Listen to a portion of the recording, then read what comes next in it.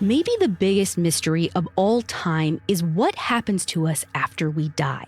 Is there an afterlife? Do we come back as someone else? After centuries of scientific discoveries and progress, we still don't know. But a certain phenomenon may hold the answer. Children who remember living a previous life and whose past life memories turn out to be right.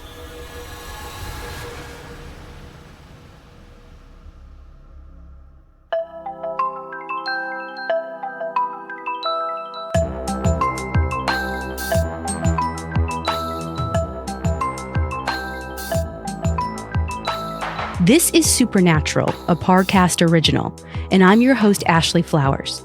Every Wednesday, I'll be taking a deep dive into a real unexplained mystery to try and figure out the truth.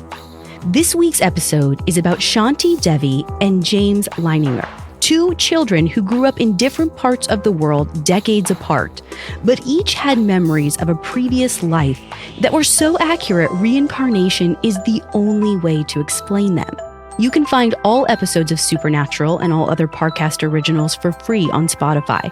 And if you like what you're hearing, reach out on Facebook and Instagram at Parcast and Twitter at Parcast Network. The story of Shanti Devi begins in 1926 when she was born in Delhi, India. For the first several years of her life, Shanti's a typical little girl, except for one thing.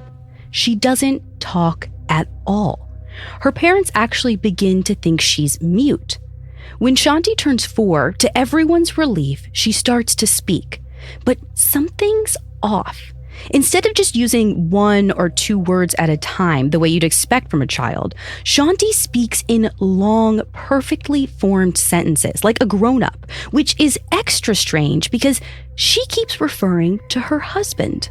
It seems this 4-year-old girl believes she's a married woman expecting a baby and living in an entirely different city. When her parents and older sister think she's joking, Shanti gets angry.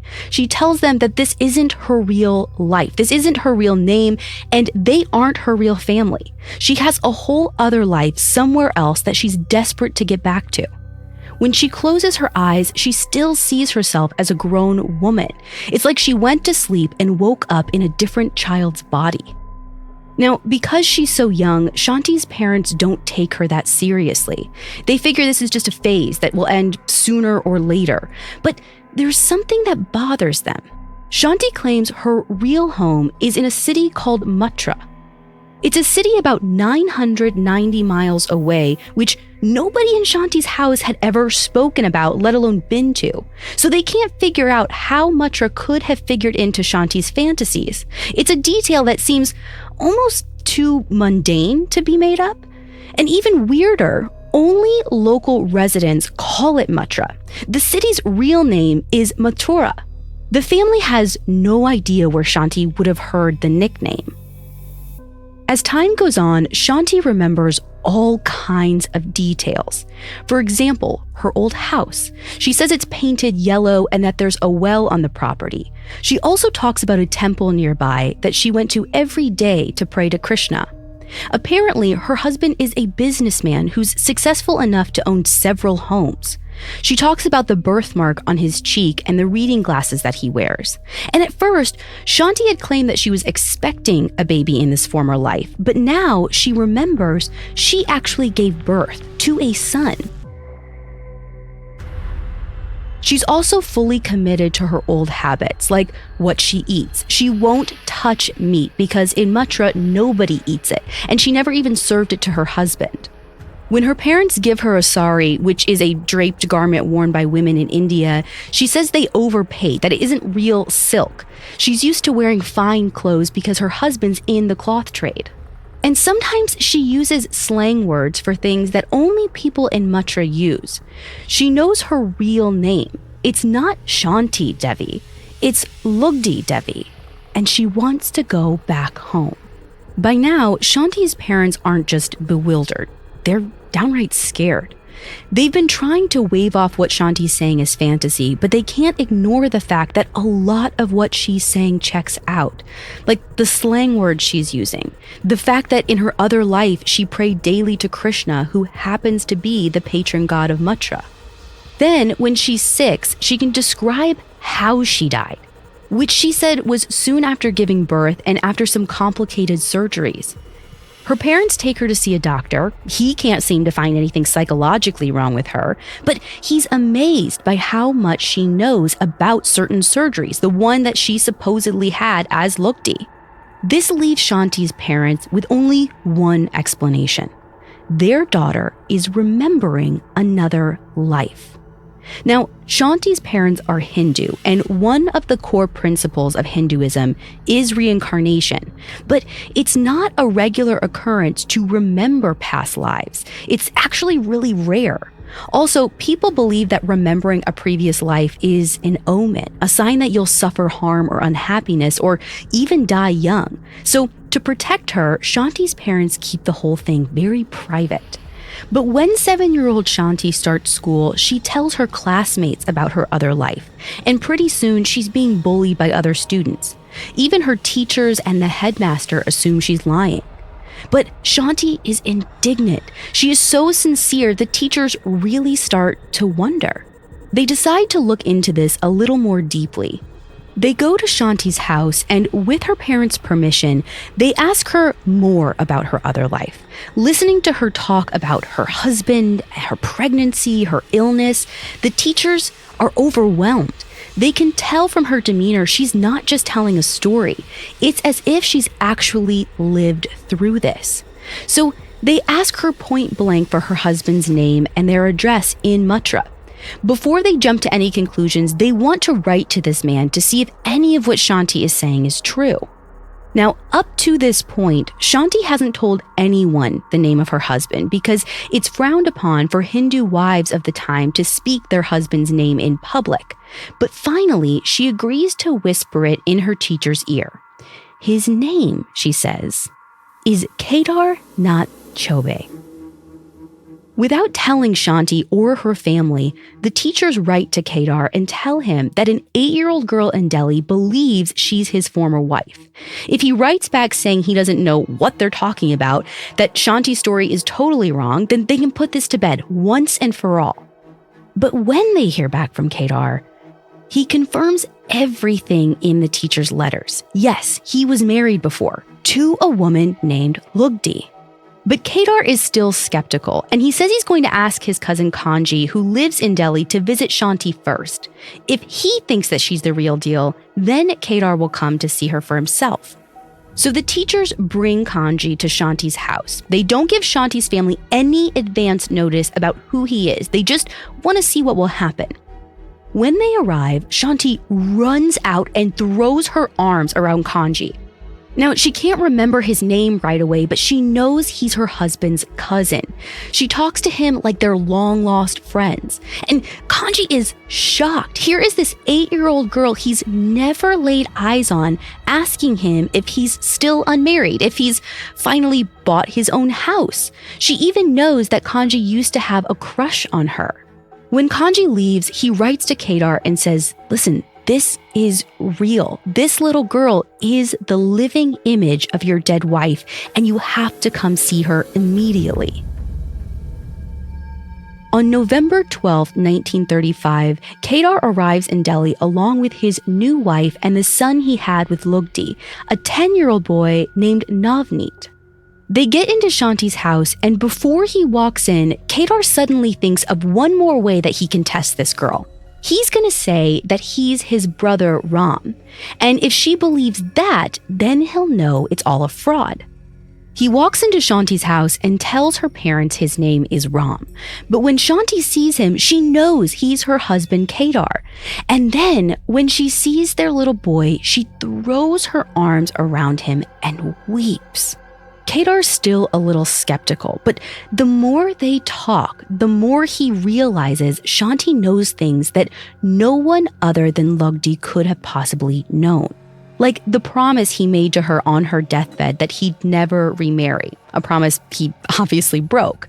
She tells him exactly how they conceived their son, and she remembers that while she was pregnant, she saw him cheat on her. Kedar is stunned. He goes back to Mathura convinced that this little girl has inherited the soul of his dead wife. Meanwhile, news of this spreads through Delhi and the whole country. Even in India, where the majority of the population is Hindu, reported reincarnations are incredibly rare. The news finally reaches Mahatma Gandhi, the activist and leader. He's intrigued by the case, but so far the evidence is all anecdotal. No one outside of Shanti or the Kedar's family has been able to pass judgment on this. So Gandhi convinces Shanti's parents that it's in everyone's best interest to figure out whether this is all true or not. This means sending Shanti to Mathura with a group of objective witnesses who can evaluate her behavior. Because so much of what she remembers has to do with places in Mathura, like her old house, the temple, her previous family, they figure that this is the best way to put it to the test.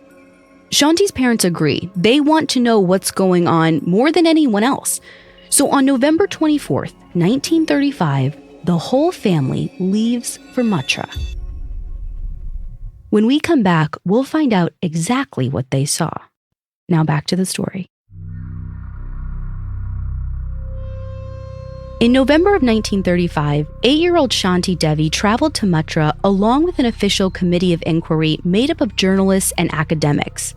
They're told not to speak to Shanti or pepper her with leading questions. They're just supposed to observe. Nobody really knew what to expect. It was possible that none of what she'd said about her old family and home would be true. But the crazy coincidences began as soon as they got off the train. As they step onto the platform, an older man approaches them. He doesn't speak, but Shanti stops in her tracks and falls to his feet.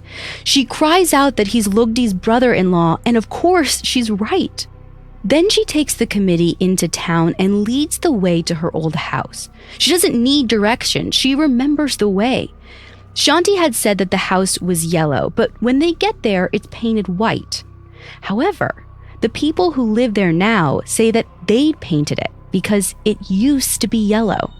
Later, when they visit her second house, she's momentarily confused. There used to be a well on the property. But then Kedar picks up a stone and shows her the spot where it used to be. She was right. She recognizes her old clothes, her old jewelry. She goes straight to a room and remembers hiding money in a certain spot before she died. And Kedar confirms that he found money in that exact spot. Finally, she goes to the temple where she said she used to pray. By now, word has spread through Mathura of what's going on, and literally crowds are starting to form outside the temple wanting to catch a glimpse of Shanti. When they're done inside the temple, the committee addresses the crowd. They confirm this little girl used to be Lugdi Devi. They cite all the evidence they've seen that day. They're confident that this is a true case of reincarnation. Then Shanti makes a speech. She says that she was very happy to live in Mathura, but now she wants to go home to Delhi and live the rest of her new life. After this, Shanti's case becomes famous. Word spreads all over the world, and everyone is desperate either to prove or disprove her claims. Shanti is put under hypnosis and taken back to Mathura and quizzed all over again. There are a couple of her memories that don't totally line up with the facts, but all in all, most of what she says holds up. But some skeptics maintain there's no way to know exactly what Shanti said and how much she said before meeting Kedar and his family. To be honest, that's the biggest weakness in this case, the lack of any investigation before Shanti was reunited with Kedar's family. There's no way to know if Kedar or his family maybe might have influenced Shanti or planted details in her head intentionally or not. But the evidence is still so overwhelming, no one's ever been able to fully debunk it to this day. A Swedish journalist even traveled to India in the 1950s, hoping to prove that Shanti's case was a hoax. But after interviewing her, he actually became convinced that her case was real, and he even wrote her official biography. Even today, Shanti Devi is considered possibly the most compelling case of reincarnation in recent history. But it's not the only case. Children with memories of past lives have been found all over the world, even in America. Now, American cases aren't as common as in some other countries, which may be because reincarnation isn't a big part of American culture, so people are less likely to report it or even to take it seriously. Most cases have been found in places where reincarnation is widely accepted, like India, Burma, Thailand, and Lebanon. But there's one American case that is just as baffling and convincing as Shanti Devi's. In the spring of 2000, a couple in Louisiana named Bruce and Andrea Leininger began to notice a troubling pattern with their son James. Just a few weeks after he turned 2, he started having terrible nightmares, multiple times a week. Now, nightmares are pretty common in kids, especially at this age. So even though it's scary to watch, Andrea figures this is just a developmental thing. But she notices he's saying something during the nightmares, screaming actually. Airplane crash on fire, little man can't get out. It goes on for so long that Andrea takes him to the doctor, but the doctor can't find anything wrong with James. The nightmares continue, and soon James starts saying airplane crash on fire during the day, like when he's playing with his toy planes. Except he's not really playing, he's actually like reenacting a plane crash over and over again. Eventually, James starts talking in more detail about the crash. This usually happens right before bed when he's maybe a little drowsy. One night, Andrea and Bruce ask him who the little man is, and he says James. They figure he's just repeating his own name. They ask him what kind of plane James is in. He says a Corsair that takes off from a boat. Now, James has been to a flight museum a couple of times with his dad, but he's never seen a Corsair. His parents are positive he's never even heard of one. Then, a few days later, they ask him about the boat that this plane supposedly took off from. James says it's called the Natoma. They do an internet search, and they learn that the Natoma was an aircraft carrier in the Pacific during World War II. Then, a few nights later, James tells them that his plane was shot down. When they ask who did it, he rolls his eyes and says to his parents, like they're idiots, the Japanese. Andrea realizes her son isn't having nightmares. He's having war flashbacks. There's no way James could have picked all this up from a book or a movie, because even at 2 years old, he knows things about the planes that you'd have to be an expert to know. Like, he knows that the toy plane his mom buys him doesn't have a bomb attached. It's a drop tank. He knows certain quirks about the Corsair planes, like, for example, he says they always get flat tires. Then, one day, Bruce is looking at a photo book of the Battle of Iwo Jima. James crawls into his lap, sees an aerial shot of the island, and says, "Here, Daddy, here is where my plane was shot down." James also starts to draw vivid pictures of airplane crashes, and he signs them James 3. He tells his parents it's because he's the third James.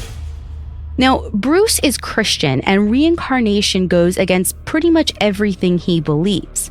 He's still thinking it all might be a coincidence. But Andrea feels differently. She's pretty sure James is having some kind of past life memory.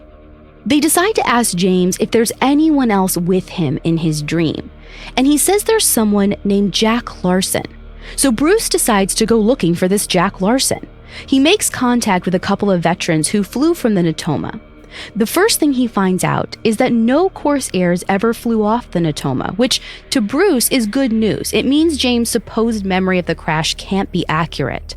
But there is a Jack Larson who flew planes from the Natoma and who's still alive. Bruce tracks him down at his home in Arkansas and asks him if he remembers any pilots getting shot down during the Battle of Iwo Jima. Larson says he can think of only one.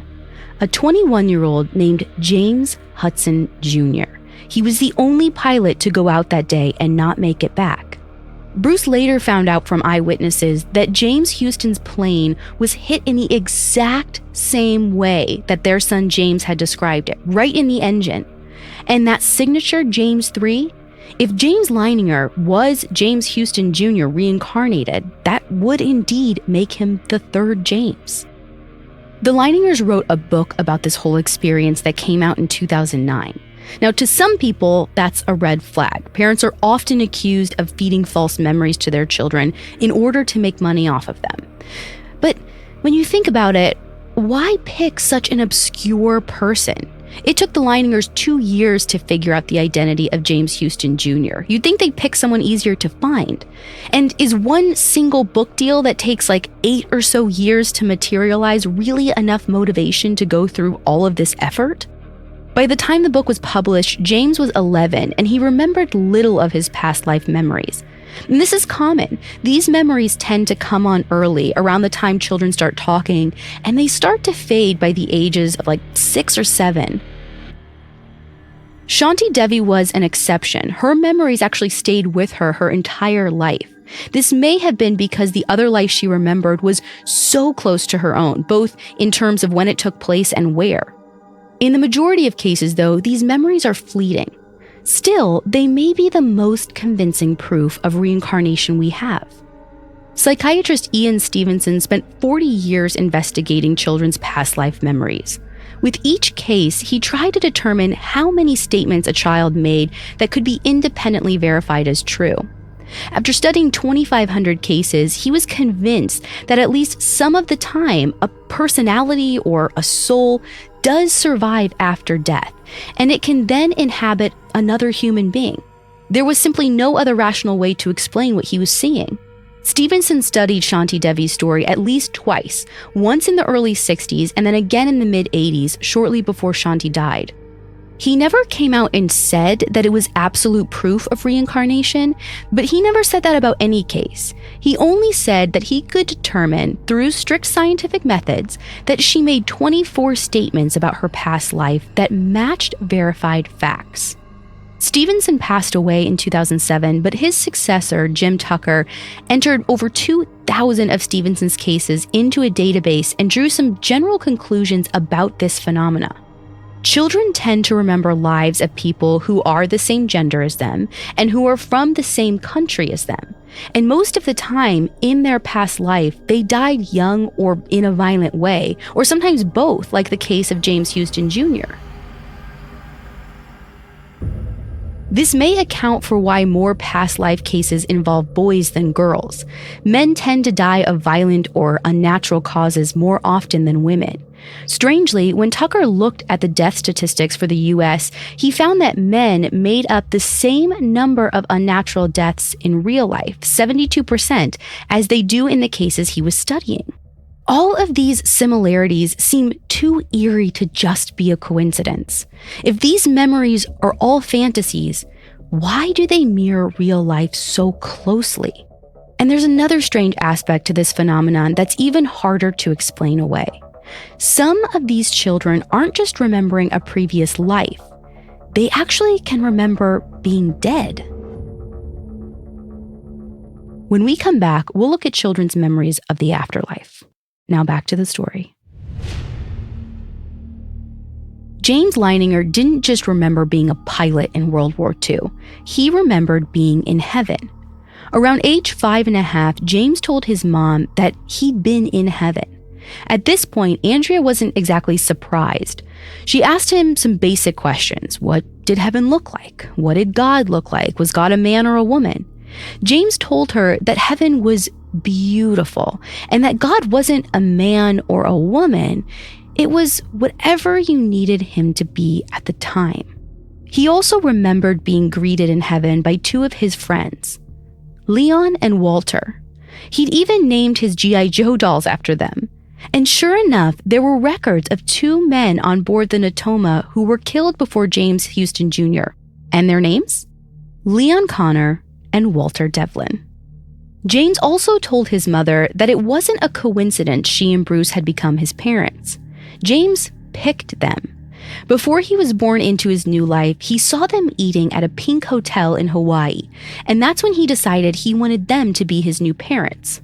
Andrea remembered that she and Bruce had gone to Hawaii and stayed at the Royal Hawaiian Hotel, which is completely painted pink, and this was a couple months before James had even been conceived. As far as Andrea was aware, there was no way James could have known about this. This kind of story isn't unusual for children with past life memories. They often remember heaven or a place like it, or choosing their parents, or being in this kind of waiting area before they can come back to life. And remember, these children are typically like 3 or 4 years old when they're talking about this stuff. Normally, children don't even understand the concept of death until they're like in elementary school. Jim Tucker calls these memories intermission reports, because if we're talking about reincarnation, then there's a certain interval between the death of a previous person and the birth of the new child. These reports tend to be very similar to near-death experiences reported by adults. They can involve a transition into a bright light or seeing loved ones waiting for them on the other side. But maybe the most detailed example of an intermission is from Shanti Devi. She didn't just remember her previous life as Lugdi. She remembered her death as Lugdi, her birth as Shanti, and everything in between. As soon as she knew she was going to die, she started to pray to Krishna. And she didn't stop. Even when she finally lost consciousness, she kept praying, and her prayer was to come back. As she was praying, she felt a sensation of cold start to creep over her body from the bottom up. As it swept over her, her heart stopped. Her breathing stopped. Even after she was pronounced dead by the doctors, she was still partly aware of what was going on. She could see people come into the hospital room, break down in tears, and on and on. Then, finally, her soul escaped through the top of her head, and she moved into another space filled with a silver light. She said other people were there, and they were both inside and outside of her at the same time. She understood that they were all waiting to be given orders. Would they continue on, or would they go back? Shanti felt a longing to go back and see her husband and child, and then, before she knew it, she was in darkness. She was wedged in this tight, uncomfortable place with a terrible smell. She was in the womb. But the whole time she was in there, she's thinking of her old life, her house, her husband, the child she had just given birth to. She knew that these memories were what pulled her back to Earth, and they stayed with her as she was being reborn. Now, there's no way to know really if this is true. Once again, Shanti's astonishing memory makes her an exception and not the rule, if we can say that rules even apply here. But if her memories are to be taken at face value, then they support one possible scientific explanation of reincarnation. That explanation involves a lot of quantum physics. Without going too far into it, certain experiments have shown that quantum particles exist in a state called superposition, which means they don't exist in any one physical place or time.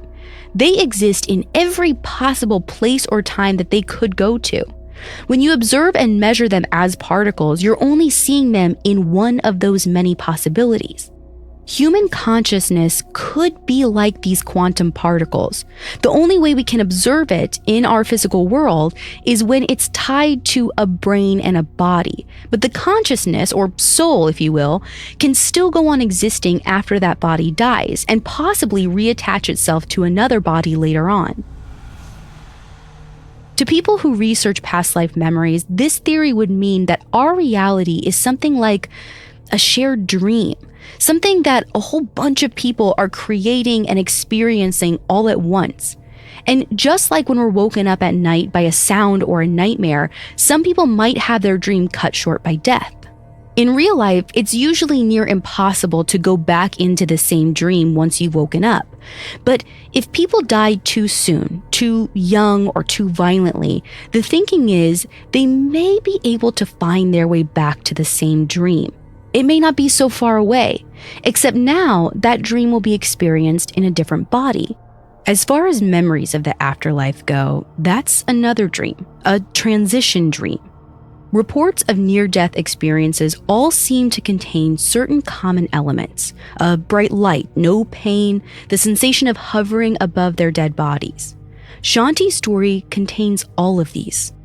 And so it seems that culture shapes people's near-death experiences in the same way that the events of our daily lives shape our nighttime dreams. For that reason, the exact details of this intermission between lives can be highly personal. And the fact that not everyone can remember it isn't proof that it's not real. Dr. Stevenson used to say that remembering may be a defect. In other words, this may be happening to everyone, but only a few people may be able to recall it. In the case of Shanti Devi, she took an active part in the whole process by praying. She, in a sense, co-created her next life by asking Krishna to send her back to the same life she was living before. And because Logdi Devi was so young, she was more able than most to return to her former world. As Jim Tucker puts it in his book, Return to Life, quote, dying young increases the likelihood that a child will later report memories of a past life. This might also explain why children often remember themselves as a person of the same gender and culture. And it could also explain why the average time between the death of an adult and the birth of a child who remembers them is so short, usually only about 16 months. But again, we still don't have solid proof to support these theories. Some of these reincarnation cases could be fraud or coincidence or maybe even psychic ability. The story of Shanti Devi, though, seems impossible to dismiss as fraud or coincidence. And so does James Leininger and his memories of being a pilot, not to mention the thousands of other cases Tucker and Stevenson found. How do we explain those? Are they just coincidences? Or is something bigger going on here? Maybe the answer is that reincarnation exists if we believe in it. Maybe, like Shanti, we choose what happens to us after we die. And maybe, if we're handed some tough cards at birth, we can take some comfort in knowing that we'll have another round. Because death may just be the beginning.